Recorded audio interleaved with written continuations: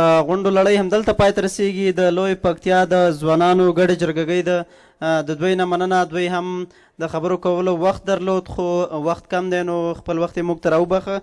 اوس هم حاجي صاحب داود شاه نیازي ته بلنه ورکوو چې راشي پرېکړه لیک ولولي او تر پرېکړه لیک لوستلو وروسته بیا دعایه هم ولولي. بسم الله الرحمن الرحیم.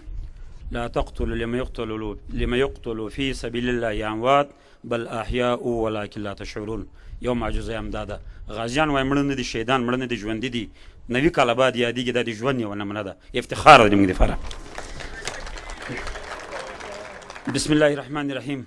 پرېکړه لیک د 1496 کال د زمري پر 19 نیټه په کابل کې د افغانستان ملي تحریک او د لوی پکتیا او سویل ختیځ د ولسونو لخوا د هېواد ملي اتل غازي بابرک خان ځدراڼ د اتلولیو او کارنامو په باب یو پوهنیز او څېړنیز سیمینار جوړ شو. په دې سیمینار کې ګڼو لیکوالو، پوهانو، فرهنګیانو، افسلګونو قومي مخورو او ځوانانو ګډون کړی و. د سیمینار په بهیر کې ویناوالو د غازي بابرک خان ځدراڼ د ژوند، مبارزو، کارنامو او اتلولیو په باب هر اړخیزې خبرې وکړې او په پای کې دغه لاندې پرېکړه لیک صادر کړ. یو، غازي بابرک خان ځدراڼ د هېواد یو ملي، نظامي، ولسي او ټولنیزه څېره ده. د دولت او ملت له پوځي او علمي مرکزونو څخه هیله کیږي چې کال په کال د بابرک خان ځدراڼ او دته د ورته نورو ملي شخصیتونو یا غونډې جوړې کړي او د هغو په باب علمي سیمینارونه دایر او په دې ډول خپل ځوان نسل زموږ د ملي اتلانو له کارنامو څخه باخبره کړي. دوه، په کابل کې او د هېواد په نورو لویو ښارونو کې د بابرک ځدراڼ په نامو یو ښوونځی ونومول شي. درې، د غازي بابرک خان ځدراڼ په نامه دې د زړورتیا یو ځانګړی میډال جوړ او چا چې هر وخت په میړانه د افغانستان د سپېڅلې خاورې ساتنه کوله هغو ته د وخت پر وخت ډالۍ شي.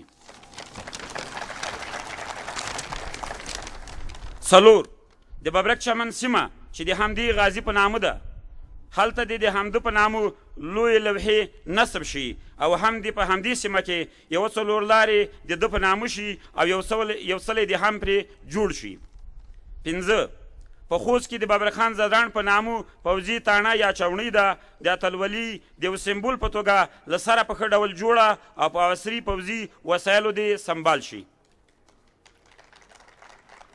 شپږم، د دې سیمینار له دایروونکو او نورو علمي مرکزونو څخه هیله کوو چې د دې سیمینار لیکنې او ویناوې او همدارنګه د غازي بابرک خان ځدراڼ په باب نورې لیکنې راټولې او په یو ځانګړي ټولګه کې د چاپ او هیوادوالو ته ورسول شي. په درنښت د غازي بابرک خان ځدراڼ د علمي سیمینار برخوالو او دعا ته به مولوي صاحب ته بلنه ورکړم چې مولوي صاحب سره دا دعا وکړي. ډېره مننه.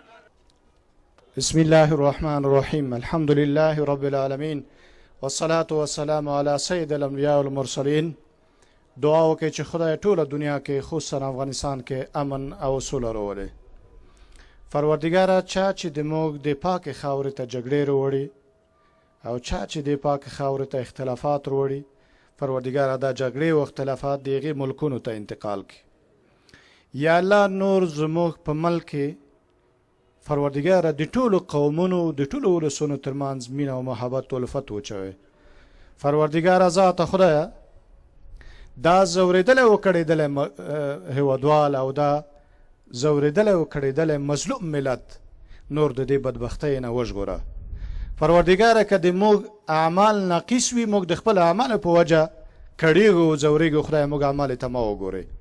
یا الله په خپل الهي قدرت سره د زموږ ملک په دین او په اسلام او زموږ ملک په یو اقتصادي پرمختګ باندې ښکلی کړي.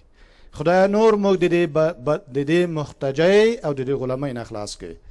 پروردګاره ذاته خدای د دې حاضر مجموعې ټول حوایج شرعي پوره کړي او یون صاحب ته یوه دعا وکړي چې تل یې د پښتنو او د غیرتي ولس خدمت کړی. خدایه دا خدمت یې لله فلا وګرځوئ. نور هم زموږ مشرانو ته د خپل قوم د خدمت توفیق ورنصیب کړي. و آخر دعوانا الحمد لله رب العالمین. د ملي اتل غازي بابرک خان ځدراڼ په اړه د پوهنیز او څېړنیز سیمینار درنو ګډونوالو او د ژوندون راډیو ټلویزیون درنو لیدونکو او اورېدونکو له تاسو ټولو مننه کوو چې په دې غونډه کې له موږ سره پاتې شوئ. نو تر بیا ښې چارې الله مو مل.